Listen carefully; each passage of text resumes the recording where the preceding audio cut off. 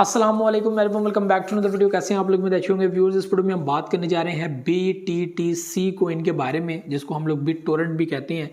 और इसके ऊपर भी मैंने बहुत सारी वीडियोस बनाई हैं, लेकिन एक टाइम पे जब इनकी माइग्रेशन हो गई थी, ये प्रोजेक्ट बहुत ही कम जीरो के साथ मार्केट में मौजूद था और ऐसे चांसेस थे कि ये जब भी मार्केट आगे बढ़ती है या 2024 या 23 की बात करें तो ये मार्केट काफ़ी हैवी लेवल पे बुलिश कर सकती है और इसकी प्राइस बहुत जल्द 0.1 सेंट तक आ सकती है। लेकिन ऐसा नहीं हुआ, सप्लाई को बढ़ा दिया गया, ठीक है, माइग्रेट कर लिया गया।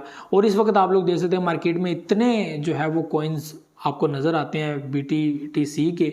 और ये टोटल जो माइग्रेशन है, माइग्रेशन का उस वक्त ये मैंने जब रीड किया कि माइग्रेशन एक बहुत बड़ा टूल है आप लोगों के लिए पैसा कमाने का, ठीक है। माइग्रेशन ये बहुत बड़ा टूल है आप लोगों के पास पैसा कमाने का। तो उस वक्त BTTC ने ऐसा काम किया कि अपने चलते हुए अच्छे बेहतरीन प्रोजेक्ट को चलते चलते ऐसे सिस्टम में शिफ्ट कर दिया जिसमें यह शक पैदा हो गया कि इन्होंने पैसा बहुत सारा बनाया होगा।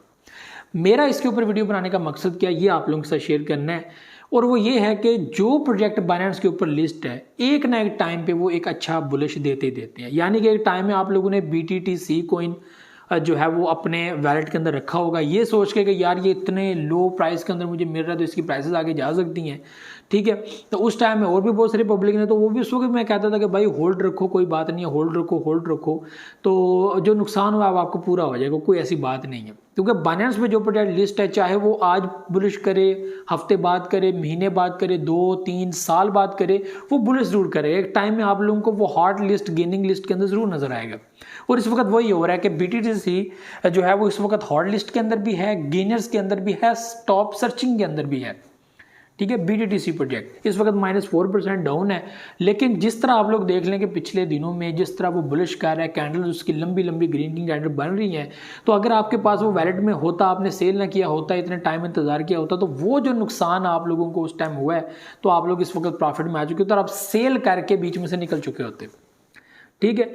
तो ये बहुत चीज़ें इंपॉर्टेंट होती हैं कि कभी भी जल्दबाजी में ना तो किसी कोइन के अंदर घुसना चाहिए और ना ही कभी जल्दबाजी के अंदर किसी कोइन के अंदर सेल करना चाहिए। बाइनेंस जैसी बड़ी एक्सचेंज के अंदर वही प्रोजेक्ट लिस्ट होते हैं जिसकी जो है वो ये होती है कि वो एक टाइम में आप लोगों को बुलिश दें या इस तरह की चीज़ें होती हैं। लेकिन वही बात है कि जितने प्रोजेक्ट्स की लिस्ट ज़्यादा होगी तो पब्लिक की नज़र में कुछ खास प्रोजेक्ट्स होते हैं, उसके अलावा बाकी प्रोजेक्ट्स जो है वो नज़रअंदाज हो जाते हैं।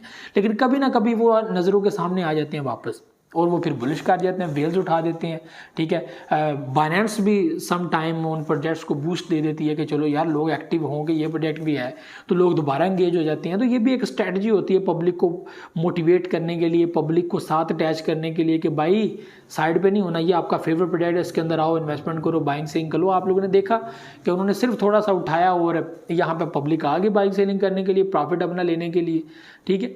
तो जो स्पॉट के अंदर स्ट्रेटजी होती है वो होती है होल्ड पावर, होल्ड स्पिरिट। आपके पास कितना जो है वो एक स्पिरिट है कि आप इस प्रोजेक्ट को कितना टाइम के लिए होल्ड कर सकते हो।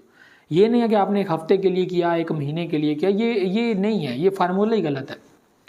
बिटकॉइन से ये फार्मूला आया, आगे शिफ्ट हुआ। उन वेल्स ने जिन्होंने बिटकॉइन एक टाइम से होल्ड किए थे, उनके पास वैलेट से आज वो बिलियनरी बने हुए हैं, तो उन्होंने एक ही चीज़ आगे प्रमोट किया। अगर आप लोग स्पॉट के अंदर मौजूद हैं तो अपने कॉइन्स को 2-3 साल के लिए होल्ड रखें ताकि आपको एक अच्छा प्रॉफिट हो, ठीक है।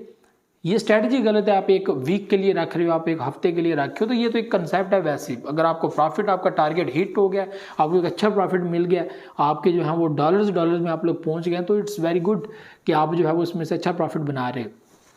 तो BTTC के ऊपर बेसिकली वीडियो बनाने का मकसद ये नहीं है कि आपको दोबारा इसके साथ एंगेज करना है, इसके अंदर इन्वेस्टमेंट करनी है। मैं तो इसको पसंद बिल्कुल भी नहीं करता और मैं ना ही पब्लिक को कहूँगा कि आप इसके अंदर एंगेज हो, आप इसके अंदर इन्वेस्टमेंट करें। I am not your financial advisor, it's your personal choice कि आप क्या डिसीजन लेते हो, आपने इसके अंदर इन्वेस्टमेंट करनी है नहीं करनी। बाकी मेरा ये सिर्फ इसके ऊपर वीडियो बनाने का मकसद ये था कि बाइनेंस के अंदर जो भी प्रोजेक्ट लिस्ट होता है वो एक ना एक टाइम में ज़रूर बुलिश करता है और इतना बुलिश कर जाता है कि हम लोग जब उसको सेल कर देते हैं कि ये कभी भी बुलिश नहीं करेगा, तो हमें नुकसान हो जाता है बहुत ज़्यादा।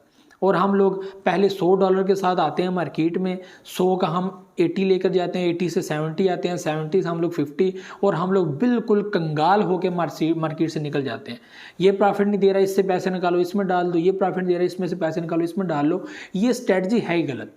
आपको पूरी प्रॉपर रिसर्च करके पूरा जो है वो सिनेरियो बिल्ड करके कि यार ये चीज़ ऐसे होगी मैं ऐसे करूँगा। अगर जो है वो रिस्क मैनेजमेंट पे आए या हम लोग पोर्टफोलियो मैनेजमेंट पे आए, हम रिस्क मैनेजमेंट को ही सामने रखते हुए पोर्टफोलियो मैनेज करते हैं कि यार रिस्क है, ये प्रोजेक्ट रिस्क है, ये क्रिप्टो रिस्क है, फ़ायदा हो भी सकता है नहीं भी हो सकता, मेरे पास फेवरेट प्रोजेक्ट मुझे स्कैम कर सकता है।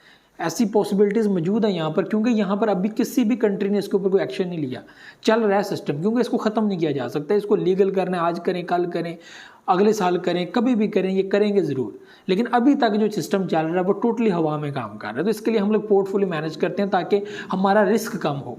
हम 8 से 10 15 प्रोजेक्ट जो है वो अपने वैलेट के अंदर रखें, अगर उनमें से हमारे फेवरेट प्रोजेक्ट कोई भी, क्योंकि वो 15 के 15 हमारे फेवरेट ही होंगे, प्रॉपर रिसर्च करके हम लोगों ने इसके अंदर इन्वेस्टमेंट की होगी, हमने पैसा लगाया होगा कि हाँ यार ये प्रोजेक्ट हम लोगों को फ़ायदा देंगे। हम लोग स्टॉक के अंदर पैसा लगाते हैं तो क्या हमें ये चीज़ नहीं पता होती कि यार स्टॉक के अंदर हमारी जिस कंपनी के अंदर हमने पैसा लगाया तो वो कंपनी डूब भी सकती है, उसका काम जो है वो ख़राब भी हो सकता है, उसके अंदर मंदी भी हो सकती है। तो ये जो है वो ट्रेडर्स को पता होता है कि भाई ये चीज़ें साथ साथ चलती रहती हैं। लेकिन कुछ एक्सपर्ट्स होते हैं जिनको इल्म होता है सारा कि इकॉनमी किस तरह जा रही है, ये काम आइंदा किस सीज़न में बहुत ज़्यादा चलेगा, ये कैसी वैल्यू, आज कैसी वैल्यू है इसकी, कल कितनी इसकी वैल्यू होगी, क्या दुनिया के अंदर डिमांड है इसकी, उस हिसाब से वो स्टॉक अपना जो है वो इन्वेस्टमेंट करते हैं, अपने शेयर्स डालते हैं, और वो जो प्रॉफिट आता है तो अपने प्रॉफिट निकाल के तो खली वली हो जाते हैं। तो ये चीज़ें अपने माइंड में रखें। तो BTTC प्रोजेक्ट जो है वो मैं इसके अंदर इन्वेस्टमेंट का बिल्कुल नहीं कहता, जस्ट आप लोगों को बताने का मकसद ये था कि माइग्रेशन के वक्त ये चीज़ हुई सारा कोई, लेकिन उसके बावजूद भी आज के टाइम में वापस बाइनेंस ने इसको पब्लिक की आंखों का तारा बनाया और बोला कि भाई ये देखो ये भी है, आप इसको तो भूल चुके हो। और सच में लोग उसको भूल चुके थे, हमने तो इसको छेड़ना ही बंद कर दिया जब से माइग्रेशन की थी। तो मेरा तो बिलीव इससे उठ गया था कि यार ये गलत कर रहे हैं और उन्होंने बहुत गलत किया। वो प्रोजेक्ट इसके अंदर इतनी स्ट्रैटेजी थी और अभी तक वो गिर ही नहीं सकता था, पब्लिक उसको पंप देती रहती, बुलिश करती रहती, लेकिन वही बात जब वो माइग्रेशन किया वो सिस्टम फ्लॉप हो गया सारा। तो ये व्यूड चीज़ें थी, ठीक है। तो कभी भी सोच समझे बगैर जो है वो अपने इन्वेस्टमेंट मत कीजिएगा, ये बहुत गलत बात है। आपका पैसा बहुत इंपॉर्टेंट है, पैसे कमाने आसान है यार, बड़ी मेहनत करके पैसे कमाते हैं लोग और ऐसे उजाड़ देते हैं इस प्लेटफार्म में आकर सिर्फ लालच के अंदर कि अच्छा पैसा कमाएंगे, तो ऐसा नहीं होता। तो ये भी चीज़ें थी, मुझे तो इजाज़त, नेक्स्ट टाइम दुआ के बहुत सारे अल्लाह हाफ़िज़।